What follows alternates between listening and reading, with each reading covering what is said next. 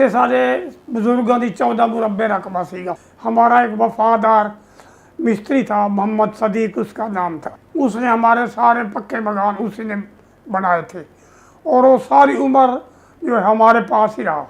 मकान बनाने के बाद भी वो अनमैरिड था और वो मेरी माता को बहन जी बना लिया था उसने। एक चकलियारा गांव था, वहाँ आग सारे मुसलमानों ने हिंदू गांव को आग लगा दी। अच्छा। लोगों को जिंदा जला। लेकिन मेरे दादाजी जो थे कहता ऐसे तो होते रहते हो, हमें कौन कोई छेड़ सकता है। तो हम वही धर्मपुरा रह गए। तो इतने में जो पड़ोसी मुसलमान थे, कई दोस्त भी थे, कई दुश्मन भी थे। तो दुश्मनों ने एक राय बढ़ाई, भाई इनको आप मार देते हैं और इनको लूट लेते। तो उन्होंने हमले की तैयारी कर। हमें पता चल गया, हमारा मिस्त्री जो था मोहम्मद सदीक, वो हमारा बड़ा वफादार था। मुझे पूरा याद है कि मेरी दादी जी ने खीर बना रखा खाने के लिए। वो चूल्हे के ऊपर खीर बनी करी थी। इतने में समाचार आ गया, किसी ने खुफिया आके बताया कि भाई अभी हमला होने वाला है 10 मिनट में, तुम भागते हो तो भाग जाओ। तो जब वो 11 मील पे उस ढाणी के पास जीप पहुंची तो ये जो सिखों ने छत पे चढ़ के झंडा लहरा के नारा लगा दिया, सत श्री अकाल जी। वो जीप रुक गई। जब हमला नज़दीक आया तो जितने भी हमारे परिवार के बाल बच्चे सारे, साथ ही खेत था ईख का, छुप गए। हाँ। मैं अकेला जो था वो सरदारों के साथ खड़ा था। जब वो भागे दिन छुप गया, मैं भी साथ भाग लिया। मैंने ना माँ बाप को देखा ना रिश्ते, मैं तो सरदारों के साथ भाग खड़ा हुआ। तो वो आ गया नंबरदार को कहने लगा, आप चलो धर्मपुरे, 2 मील पे था, 1 मील पे था सारा, तो आपको हम कुछ नहीं कहते, तो मैं पहुँचा देंगे। ये जो बुला के उनको वहाँ ले। जब धर्मपुर गए देखते हैं तो अंदर तो खाइयाँ खुदी पड़ी हैं, कख भी नहीं है। मोहम्मद सदीक मिस्त्री हमारा वहाँ आ गया, वो वहीं रहता था, घोड़ी भी उसके पास थी। इतने वो स्कीम बनाने लगे।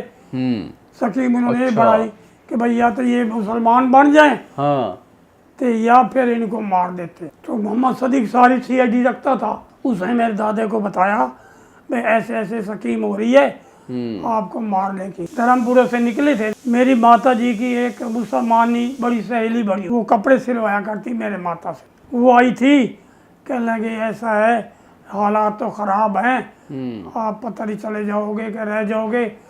तो मेरी माता ने एक संदूकची थी जिसके ना 200 रुपये चांदी के थे, उसको दे दी। कहने लगे आप ये संदूक रख लो, अगर ज़िंदगी है हम आ गए तो अमानत है, आप एक दे देना, नहीं ना आए तो आपकी हो। तो जब ये दोबारा गए, खाइयाँ खुद ही बड़ी, पैसा तो था नहीं, तो वो मुसलमान नहीं आ गई, वो संदूकची दे दी। मतलब ऐसे लोग भी मिले, मतलब जब सब कोई लूटने को घूम रहा था वहाँ पे, तो देने वाला भी था वहाँ पे कोई। हाँ।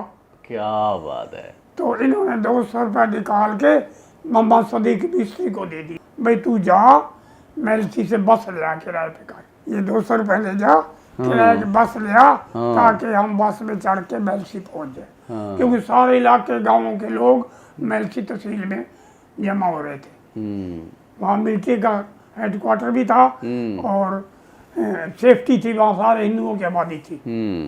अगर देखेंगे कि भाई ये नहीं, हमने इन्होंने पकड़ना है, हमें मुसलमान बनाएंगे या मारेंगे, तो इन्होंने वो लकड़ी जो है माचिस हाथ में रखी, भाई हम इसको आग लगा के और सारे के सारे चिता बना के जल जाएंगे, या कहीं मुसलमान नहीं बढ़ेंगे। मेरा नाम नारायण दास तलेजा थे। इस टाइम असी फतेहाबाद तहसील DSP रोड के नज़दीक है राजीव गांधी पार्क, उसके साथ वाली पहली गली में दूसरा तीसरा मकान है हमारा। सब तो पहले जी असी एक पिंड सी लालीपुरा, जिहड़ा तहसील मेलसी तो मुल्तान वाली पक्की सड़क तो 11 मील दूर ते एक दोकोटा सी, जिहड़ा बस स्टैंड सीगा, उत्थों कोई 3 मील दक्षिण वाल पिंड सी लालीपुरा। उत्थे कच्चे मकान सी साडे बजुर्गों दे, ते असी उत्थे रहिंदे सी। और उस तो अगे 7-8 मील दे एक मित्रू बड़ा कस्बा सी, ਉਹ ਉੱਥੇ ਮੁਸਲਮਾਨਾਂ ਦਾ ਗੜ੍ਹ ਸੀ, ਸਾਡੇ ਹਿੰਦੂ ਬਹੁਤ ਸੀ। ਉੱਥੇ ਮਿਡਲ ਸਕੂਲ ਸੀਗਾ ਤੇ ਅਸੀਂ ਉੱਥੇ, ਮੈਂ ਉੱਥੇ ਪੜ੍ਹਦਾ ਸੀ। ਉੱਥੇ 11 ਮੀਲ ਤੋਂ ਇਹਦੇ ਉੱਤਰ ਵਾਲੇ ਪਾਸੇ ਸੀਗਾ ਲਾਲੀਪੁਰਾ ਤੇ ਦਕਸ਼ਣ ਵਾਲੇ ਪਾਸੇ ਸਾਡੀ ਜ਼ਮੀਨ ਸੀ। ਸਿਰਫ ਇੱਥੋਂ ਦੁਕੋਟੇ ਤੋਂ 2 ਕਿਲੋਮੀਟਰ 1.5 ਕਿਲੋਮੀਟਰ ਸੀ ਸਾਰਾ पक्की सड़क तो उत्थे सारे बजुर्गों की 14 मुरब्बे रकबा सीगा, यानी 4 भरा सी मेरे दादे ते 14 मुरब्बे रकबा सी, एक मुरब्बे 25 किले होंदे ने। उत्थे फिर सारे बजुर्गों ने मेरे पिता जी के नां दे, क्योंकि मेरे पिता जी का नाम श्री धर्मचंद सी, तो उन्हें पिता जी के नां दे मौजा लाल सगू दे विच एक ढाणी समझो पिंड वसाया, जिसका नाम असी रखा धर्मपुरा। और वो सिर्फ असी तड़ेजा खानदान ही रहिंदा सी, और कोई नहीं रहिंदा सी, क्योंकि नाल वाला पिंड जिहड़ा सी असल पिंड वो सी लाल। फिर 4 जमातां मैं मित्रू पढ़न तो बाद 5वीं क्लास विच मैं तहसील सी साडी बैल सी, उत्थे मैं दाखिल हो गया। हमारा एक वफादार मिस्त्री था, मोहम्मद सदीक उसका नाम था। उसने हमारे सारे पक्के मकान उसी ने बनाए थे, और वो सारी उम्र जो है हमारे पास ही रहा। मकान बनाने के बाद भी वो अनमैरिड था, और वो मेरी माता को बहन जी बना लिया था उसने। 1947 वाली जो सबसे वहाँ की हिस्ट्री है वो ऐसी दर्दनाक है कि रोंगटे खड़े कर देने वाली है। आप सुन के हैरान होंगे मैं किस तरह ये ज़िंदगी बचा के आया। सबसे पहले जब हम धर्मपुर रहते थे, देखो जी हमारा जो मौजा था वो लाल सगू था। लाल सगू में ज़्यादा आबादी मुसलमानों की थी, और साथ में भी ढाणी मुसलमान भी ज़िम्मेदार थे वहाँ। लेकिन जो हमारा तनेजा ख़ानदान था वो हमने अलग एक गांव बसाया पिताजी के नाम पे धर्मपुरा। उस गांव में सिर्फ गांव तो बड़ा गांव तो वो कहलाता था लाल सगू ही, लेकिन हमने एक किस्म की जैसे ढाणी बनाते हैं छोटा गांव बना दिया, और वहीं रहने लग गए। वहाँ से उनके साथ ताल्लुकात थे, लेन देन था, पैसे लेने देने, कर्जा बड़ा लेना था, हमने मुसलमानों को दे रखे। मित्रू हमारी काफ़ी हिंदू की आबादी थी, जहाँ मिडल मैंने चौथी बाद पढ़ा था, तो वहाँ हमारी रिश्तेदारी काफ़ी थी। मेरे चाचा भी वहाँ भी आया था, मेरी बुआ भी वहाँ भी आई थी। काफ़ी हिंदुओं की और मुसलमानों की मिक्स आबादी थी वहाँ। मित्रू कौम तकड़े थे, मित्रू मुसलमानों की जाति है। तो वो सबसे बड़ा जो मित्रू था ना, वो जब वहाँ का बड़ा लैंडलॉर्ड था। तो जब मैं मेलसी पढ़ने लगा तो उस टाइम ये छुट्टियाँ हो गई थी, और मैं भी घर था। हमारे परिवार के जो मेरा दादे के 3 दादे और थे, 4 भाई थे, जितनी उनकी औलाद थी, मेरे चाचे वगैरह सारे खेती का काम करते थे। मेरे पिताजी जो है वो दुकानदारी करते, खेती खुद करते थे, नौकर सीरी वगैरह रखे हुए थे। मुसलमान लोग हमारे मजदूर ये नौकर हुआ करते थे। मेरे दादाजी की घोड़ी थी जो 24 वो नंबरदार थे उस गांव के, वो नंबरदारी के लिए वसूली के लिए जाया करते कई गाँव में। तो मेरे को भी साथ कम से कम उस जमाने के 4-5 लाख रुपया हमने मुसलमानों से लेना था। हम बहुत अमीर आदमी थे, बहुत खुशहाल थे, और धाक थी इलाके में, धाक थी, क्योंकि मेरा दादा नंबरदार था। 1 साल पहले मुल्तान शहर के अंदर हिंदुओं और मुसलमानों का झगड़ा हो गया, यानी कि 1946 की बात है ये। हाँ ठीक। तो झगड़ा होया बहुत ज़्यादा, एक मार कुटाई एक दूसरे की हुई, तो गड़बड़ काफ़ी शुरू हो गई। पता तो आने लग गया कि भाई अब जो है ये पार्टीशन होने वाली है, हमें आज़ादी मिलने वाली है, अंग्रेज़ लोग जो है वो हिंदुस्तान को छोड़ के जाने वाले हैं। अफवाहें चल रही थी, और वहाँ कत्ल गारत भी काफ़ी हुआ, लेकिन चलो पीछे मिलिट्री वगैरह साहब ने वो संभूल लिया, बच गई।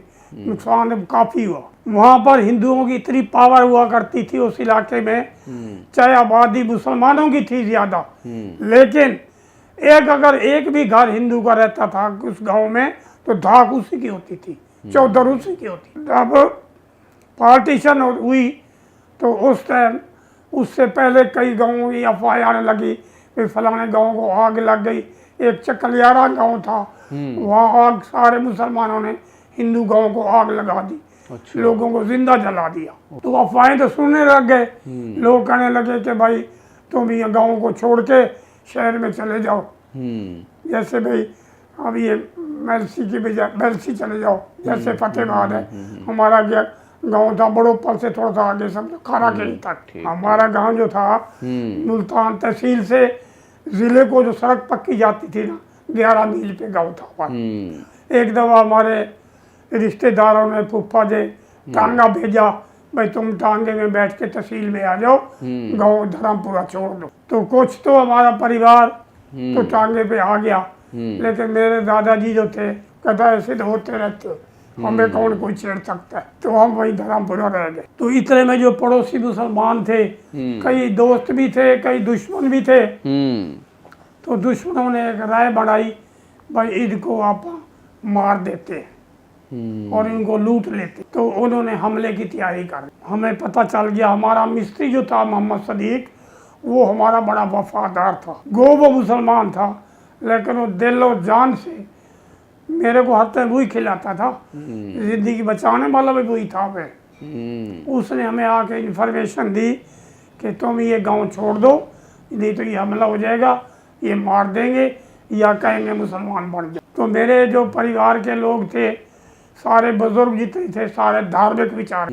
हम जी वो धर्मपुरा छोड़ के 3-4 मील पे उस सड़क के पार 3-4 मील पे, जहाँ पहले हम कच्चे मकान लालीपुरा रहते थे, लालीपुरे चले गए। ठीक, मतलब अपना पूरा घर छोड़ के हाँ, लालीपुरे में आए, लालीपुरे में मेरे दादाजी वहाँ रहते थे। अच्छा, आपके दादाजी वहाँ रहते थे। मेरे दादा दादी तो लालीपुरे रहते थे। ठीक है, बाकी परिवार था धर्मपुरे रहता था। ठीक ठीक ठीक। तो हम वहाँ चले गए। ठीक। वहाँ भी आधी मुसलमानों की आबादी थी, आधी हिंदुओं की थी। हमें पता चला कि भाई मुसलमानों ने वहाँ हमला करके उस गांव हमारे धर्मपुरा को लूट लिया है। कख नहीं छोड़ा उन्होंने, सुई तक का मंजल कुछ नहीं छोड़ा, बल्कि खड्डे मार के भाई देखा कहीं कोई दबा ना रखा हो, पैसा पूछा, वो उन्होंने मतलब खाइयाँ बढ़ा दी थी। तो हमने तो फिर वहाँ क्या जाना था।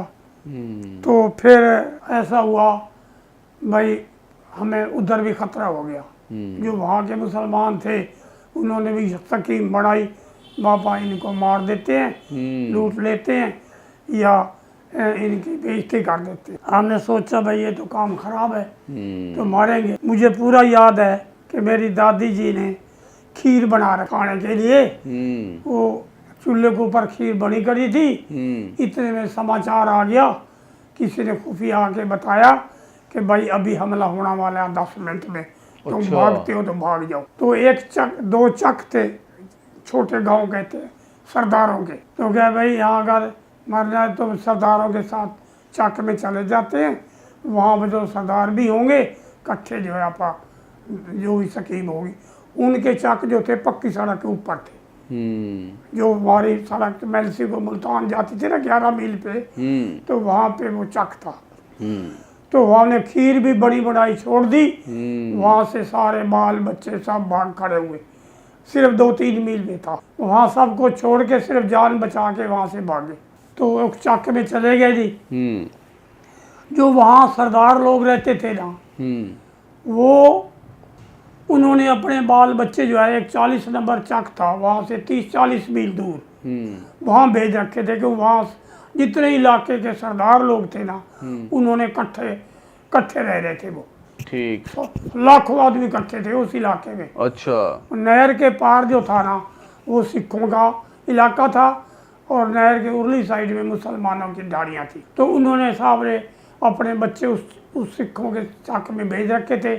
सिर्फ 2 माताएं रखी थी रोटी पकाने के लिए। ठीक। 30-40 आदमी लोग खुद नौजवान थे। हाँ, मुसलमानों ने ये सोचा कि भाई अब इनके ऊपर हमला किया जाए। तो वो जी पहले दिन तो हमला के रूप में वो आए। तो नहर सूखी पड़ी थी और नहर को क्रॉस करके जब वो पहली ढाणी में आए तो इन्होंने देखा भाई ये तो हमला आवे। उनके पास भी कोई 1-2 बंदूकें भी थी। तो उन्होंने फैर फूर करके डरावे तौर पे तो उनको भगा दिया। तो अगले दिन वो जो थे ना 3-4 तो मुसलमान सिपाही जो लोग थे ना, शादी वर्दी में घोड़े पे चढ़ के, घोड़ियों पे चढ़ के और 200-300 आदमी इकट्ठा होके, वो नहर सूखी पड़ी थी, वो क्रॉस करके आ गई हमला अगले दिन। तो उन्होंने पहली ढाणी में जब पहुंचने लगे तो इन्होंने कहा भाई ये तो काम खतरनाक है, चलो आप इस ढाणी को छोड़कर अगली ढाणी चलते हैं। तो आधे किलोमीटर पे अगली ढाणी थी। तो वो गुरु ग्रंथ साहब पड़ा था। अच्छा। उन्होंने वो वहाँ कुएं में विसर्जन कर दिया। तो हम सारे सरदार और हम उस पहली दूसरी ढाणी में चले गए। वो पक्की सड़क के बिल्कुल ऊपर थे। इतने वो हमला जो था उसने पहले वाली ढाणी में आग लगा दी। कुदरती बाई चांस जो अपने मिलिट्री का सबसे बड़ा ऑफिसर होता है, वो महल से मुल्तान जा रहा था जीप में। उसी टाइम ही? उसी टाइम। अच्छा। तो जब वो 11 मील पे उस ढाणी के पास जीप पहुंची तो ये जो सिखों ने छत पे चढ़ के झंडा लहरा के नारा लगा दिया, सत श्री अकाल जी। वो जीप रुक गई। वो जीप में 2-3 सिपाही थे और वो अफसर था। वो आए, बोलो क्या बात, आके इस तरह हमारे ऊपर हमला हो गया जी, हमें तो ये मार देंगे। उन्होंने कहा अब तो साधन नहीं, आप मुल्तान जा रहे हैं, वहाँ से ट्रक लेके आएंगे, रात को 10 बजे हम पहुँचेंगे, ट्रक ले आए, आपको ले जाएंगे। दिन छुपने वाला था। चलो कोई बात नहीं। वो मुसलमान भी जो हमलावर थे उन्होंने पुलिस वाले को एक लोग को दिखाया, फायर कर आए, वो भाग गए। जब वो जीप स्टार्ट होके मुल्तान की तरफ गई तो आवाज़ सुनते ही वो तो भाई जो छुप गए थे नहर में, सूखी पड़ी थी, वो तो बाहर निकल आए। जब हमला नज़दीक आया तो जितने भी हमारे परिवार के बाल बच्चे सारे, साथ ही खेत था ईख का, छुप गए। हाँ। मैं अकेला जो था वो सरदारों के साथ खड़ा था। जब वो भागे दिन छुप गया मैं भी साथ भाग लिया। मैंने ना माँ बाप को देखा ना रिश्ते, मैं तो सरदारों के साथ भाग खड़ा हुआ। मेरी माँ जी सारी रात हम भागते, लगभग आधा, कोई 12-12:30 का टाइम होगा, आधा सफ़र किया होगा। तो हम तो किसी सड़क पे नहीं गए, डोलियों पे गए, खेतों वाली डोलों पे, ताकि सड़क के ऊपर तो मुसलमान खड़े होते थे या नहर पे या सड़क पे, तो वो मार देते थे। पहले मैं अपनी ज़िंदगी की हिस्ट्री बताता हूँ। कोई 4:30-5 बजे उस चक के नहर के उरली तरफ पहुँचे। ठीक। नहर में था, पानी भर गया। तो इन्होंने आवाज़ लगाई चक वालों को कि हम सरदार लोग फलां हैं, वहाँ से आए हैं और हमें ले जाओ। उधर से सरदार लोग आ गए, नहर के ऊपर खड़े हो गए, कहने लगा अभी तुम बैठो, रेस्ट करो, एकदम भागे आए हो, पानी में ना बढ़ना, हम अपने आप ले जाए। घंटे के बाद ही वो आए और हमें नहर से लेके पार कर दिया उन्होंने, क्योंकि वहाँ तो लाखों सरदारों का गढ़ था, वहाँ कैंप थे पूरे गाँव के, गाँव उनके थे, वहाँ मुसलमान जा रहे थे, मार देते थे। अच्छा।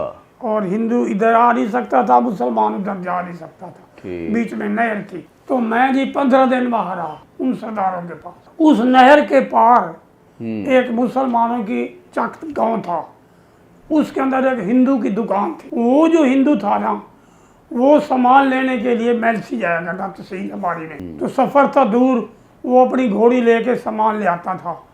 तो रात को हमारा धर्मपुरा डेरे में रहता था।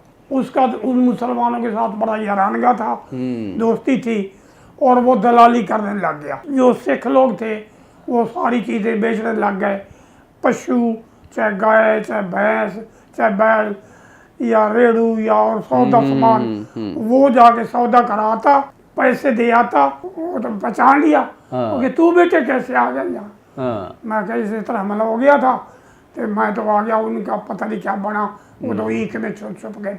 ये सरदार लोग तो आपको वहाँ ले जाएंगे हिंदुस्तान में अपने साथ, और तेरे को सरदार बना देंगे। अच्छा। तू तो माँ बाप को मिल नहीं सकेगा।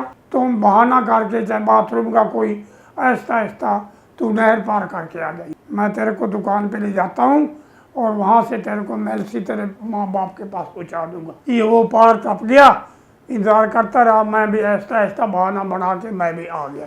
तो वो आ गया, नंबरदार को कहने लगा आप चलो धर्मपुरे, 2 मील पे था, 1 मील पे था सारा, तो आपको हम कुछ नहीं कहते, तुम्हें पहुँचा देंगे। ये जो बुला के उनको वहाँ ले। जब धर्मपुर गए, देखते हैं तो अंदर तो खाइयाँ खुदी पड़ी हैं, कख भी नहीं है। मोहम्मद सदीक मिस्त्री हमारा वहाँ आ गया, वो वहीं रहता था, घोड़ी भी उसके पास थी। इतने वो स्कीम बनाने लगे, स्कीम उन्होंने बढ़ाई कि भाई या तो ये मुसलमान बन जाएं, तो या फिर इनको मार देते। तो मोहम्मद सदीक सारी CID रखता था, उसने मेरे दादे को बताया भाई ऐसे ऐसे स्कीम हो रही है आपको मारने की। धर्मपुरे से निकले थे, मेरी माता जी की एक मुसलमानी बड़ी सहेली बनी, वो कपड़े सिलवाया करती मेरे माता से। वो आई थी, कहने लगे ऐसा है, हालात तो ख़राब हैं, आप पता नहीं चले जाओगे कि रह जाओगे।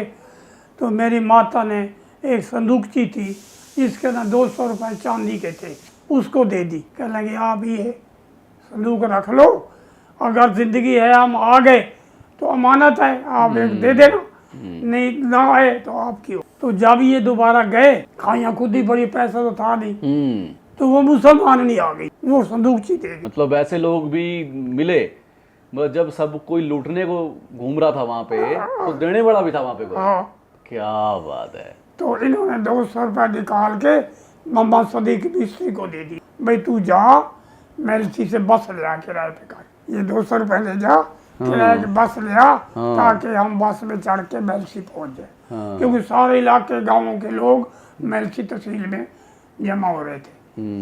वहाँ मिलिट्री का हेडक्वार्टर भी था और सेफ्टी थी, वहाँ सारे हिंदुओं की आबादी थी। तो वो जी बस लेने चला गया, पीछे से इन्होंने हमला कर दिया जी। इन्होंने गेट बंद कर लिया, गेट तो एक ही था बड़ा, और कोठे पे चढ़ गए और छोटे छोटे ईंटों के टुकड़े इकट्ठे कर लिए। जो पैड़ी जाती थी वो रसोई में से होके जाती थी, तो इन्हें रसोई के अंदर सारी लकड़ी भर भाई, अगर तो ये अगर बाहर दीवार से ऊपर चढ़े कामयाब हो गए तो पहले तो हम ईंटें मार मार के इनका मुकाबला करेंगे। अगर देखेंगे कि भाई ये नहीं, हमने इन्होंने पकड़ना है, हमें मुसलमान बनाएंगे या मारेंगे, तो इन्होंने वो लकड़ी जो है माचिस हाथ में रखी, भाई हम इसको आग लगा के और सारे के सारे चिता बना के जल जाएंगे या कहीं मुसलमान नहीं बढ़ेंगे। 200-300 आदमी का हमला हो गया, चारों तरफ घेरा पा गया हमारी बिल्डिंग को। बाई चांस बचना था, बस वो समझो कामयाब होने वाले ही थे। इतने में बस जो है मुड़ के हमारी तरफ आ गया, आधा किलोमीटर में सड़क थी, वो बस लेके आ गया मिस्त्री हमारा मोहम्मद सदीक। ठीक है। तो ये कोठे पे खड़े थे, इन्होंने नारा लगा दिया मिलिट्री आ गई, वो सारे भाग गए। वो मोहम्मद सदीक हमें बचाने वाला मिस्त्री बस ले आया, इनको बिठा के मेलसी ले आया। फिर इनको याद आई मेरी भी हमारा पोता तो है ही, कहाँ गया वो। मोहम्मद सदीक के कहने लगा मेरे दादे को, चलो आप ढूंढ के आते। वो मेरे दादे को कपड़े जो है ना, पगड़ी मुसलमान वाला ड्रेस डाल के साथ लेके चल पड़ा जी। ये कुदरत का मेल है जो मेरे को जिंदगी को बचा। जिस दिन वो मेरे को हिंदू दुकानदार लेके गया, उसी दिन ये वहां पहुंचते हैं। अरे मतलब कि एक कैसे, मतलब कुदरत ने जो मेल करवाना था। मेरे दादा कहने लगे यार प्यास लगी है, हाँ चलो इधर सिखों का चक्का है, उधर पानी पी के, इधर मुसलमानों की डाणी है गाँव। मोहम्मद सदीक कहने लगा वहाँ मुसलमानों को जाना की सिखों में इजाजत नहीं है, मेरे को मार देंगे। उसने इधर मुसलमानों की है, मेरे को मार देंगे। ऐसा कि नहीं, वहाँ एक दुकानदार रहता है, वो वहाँ पानी पी लेंगे, आप फिर ढूंढने चलेंगे। यानी कि जिस टाइम मैं उसकी दुकान पे बैठा, रोटी की थाली आगे आ रही थी, अभी एक गिराई भी नहीं बोली थी, तो इनको प्यास लगी और वहां पहुंचे, आगे मैं बैठा। क्या बात है, तो क्या सीन मतलब रहा उस टाइम। कुदरत का मेल देखो, वहां से आना और वहां से मिलना। कुदरत ने मिलाया ना, कुदरत ने मिलाया। ये मेरे को साथ लेके ये हम मेलसी आए जी, क्योंकि कपड़े बदले हुए थे, बस में पता नहीं चलता भाई हिंदू है कि मुसलमान। तो मोहम्मद सदीक मिस्त्री बहुत सियाना था और सारी उम्र उसने मेरे को पाला पोसा। जो बड़े बड़े मुसलमान थे जिम्मेदार, उन्होंने स्कीम बढ़ाई, भाई इस गाड़ी में जो जाएंगे वो बड़े अमीर आदमी जाएंगे। हालांकि हमें मेलसी से फाजिल का आने तक ज्यादा से ज्यादा 1 घंटा लगता। उन्होंने क्या बदमाशी करी, इनका रूट बदल दिया। उन्होंने हमारा रूट 400 किलोमीटर का रख दिया। ड्राइवर था वो भी मुसलमान था, तो जो रास्ता इधर से आने वाला था हिंदुस्तान में, सिर्फ 1 घंटे में इधर आने की बजाय उधर घूम के लिए। और दोपहर को 12 बजे हमारी गाड़ी चल, तो इधर सबसे पहले बिहाड़ी आता था, इधर किरोड़ पक्का आता था, हिंदुओं की आबादी ज्यादा थी। फिर आगे तहसील आती थी लोधरा। तो लोधरा जब पहुंचे तो मुसलमानों ने क्या हेरा फेरी करी, जितने नलके थे, पानी के सोर्स, पीने वाले टूटियां थी, सब में जहर मिला दी। मिलिट्री को पता लग गया, 30 आदमी में रखे बड़े दलेर, वो हमारी रखवाली के लिए गाड़ी के साथ। तो खानपुर पे गाड़ी रुक गई, अंधेरा था बिल्कुल, स्टेशन तब थे। ठीक। इधर रेत के टिब्बे थे और इधर हमला तैयार था। अच्छा। मुसलमानों के 300-400 आदमी खड़े। ठीक। अंधेरा हो गया, वो मिलिट्री फैल गई और उन्होंने ऐलान कर दिया भाई हमला हो रहा है, आप लोग कोई सिर बाहर मत निकाल, नीचे लेट गए। क्यों, हमें हो सकता है फायर करना पड़ जाए। कि मैंने थोड़ा सिर ऊपर उठा के देखा, अच्छा, कई आदमी तलवारें और कुहाड़ियाँ छावियाँ लेके छकड़े के बिल्कुल नजदीक आ गए थे। आखिर जी उन्होंने फायरिंग कर दी। फायरिंग करने से 40 आदमी मुसलमान मारे गए और लियाकत खान प्रधानमंत्री का चाचा भी मारा गया। और उसी में वही तो लीडर था, तो वो तो वैसे भाग गए। उन्होंने लकड़ा लुकड़ा हटवा के गाड़ी चल, तो रात अंधेरी थी। एक धूनी वाला स्टेशन, धूनी वाला पे गाड़ी रोक दी। मुसलमान इकट्ठे हो गए। हमने शुरू से कह दिया था कि हम एलसी वाले जो है ना, हम तो ज्यादातर आदमी, क्योंकि ये व्यापार गुड़ का करते थे, कि हम तो रोहतक जाएंगे। तो हम रोहतक उतरे। उसके बाद यहाँ जमीनें लाट हुई 52 में हम यहाँ आए घुमाने से। देखो जी, वो यादें सारी उम्र भूल नहीं सकती। अब भी कई कई रातें मेरे को सपने में भी अपना गाँव दिखता है और दिल करता है कि हम अगर वहाँ होते क्या कुछ होते। दिल बहुत करता है, लेकिन गवर्नमेंटों के आपस में खराब हालात की वजह से हम जा नहीं सकते। तो लेकिन याद तो कोई कोई रातों से मेरे वही उधर ही ध्यान रहता है सारी सारी रात में। मेरे साथ ये हुआ वो हुआ, वो कहानी दोबारा रिपीट होती रहती है दिमाग में। कि जब हम गाड़ी पे आए, दरिया टपकते थे, दरिया में लाशें लाशें देखी थी। सियासी लोग जो है पार्टीशन करके एक दूसरे को नफरत की तरफ धकेलते हैं, एक दूसरे को दुश्मन समझे। नहीं तो पाकिस्तान बनने से पहले वही हिंदू मुसलमान थे जिन्होंने कुर्बानी के लिए अपनी जानें दी, चाहे वो मुसलमान थे चाहे हिंदू थे। लेकिन किसी को ये नहीं था कि हम कौम का कोई बात थी। वहाँ तो सिर्फ एक ही बात थी, आज़ादी लेनी। उसमें ये नहीं है कि हिंदुओं ने कुर्बानियाँ दी, मुसलमानों में दी। और जब ये मिनिस्ट्री बनी उसमें भी बड़े बड़े मुसलमान मिनिस्टर बने, कुछ नहीं बात थी। ये तो अब की सियासत गंदी है, जो इन लोगों को लड़ा झड़ा के हिंदू मुसलमान का सवाल पैदा करके वोट बटोरने की कोशिश करते। ये पॉलिसी बिल्कुल गलत है, ये नहीं होनी चाहिए।